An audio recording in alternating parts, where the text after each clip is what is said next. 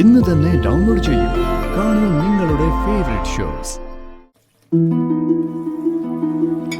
ഇന്ന് പൗർണമിയാ.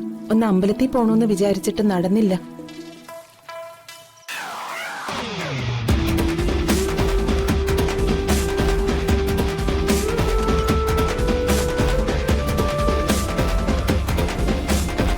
ഓയ് നിങ്ങളുടെ ജോലി കഴിഞ്ഞില്ലേ ഇതുവരെ? ദാ ഇപ്പൊ കഴിയും. എന്തെങ്കിലും വേണമായിരുന്നോ? ആ, കുറച്ച് ചൂടുവെള്ളം വേണമായിരുന്നു. കുഴപ്പമില്ല, ഞാൻ ചെയ്തോളാം. ശരി.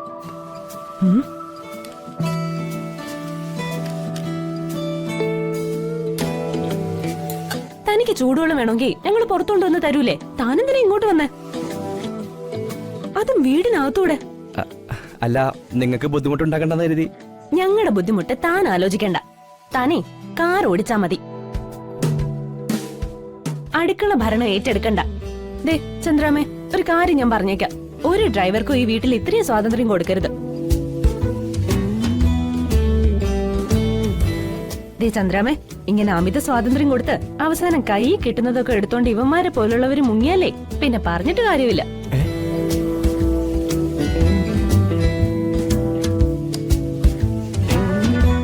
ഇന്നെന്തായാലും പറ്റിപ്പോയില്ലേ, ഇനി ആവർത്തിക്കാതെ നോക്കിക്കോളാം. ഓ ആയിക്കോട്ടെ.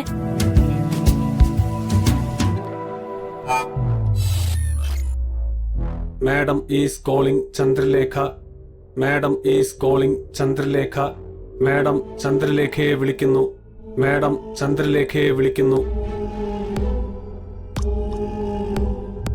രമ മാഡം എന്തിനാണോ ഇപ്പൊ കാണണോന്ന് പറഞ്ഞേ? അപ്പൊ ശരി, ഗുഡ് നൈറ്റ്. Good night.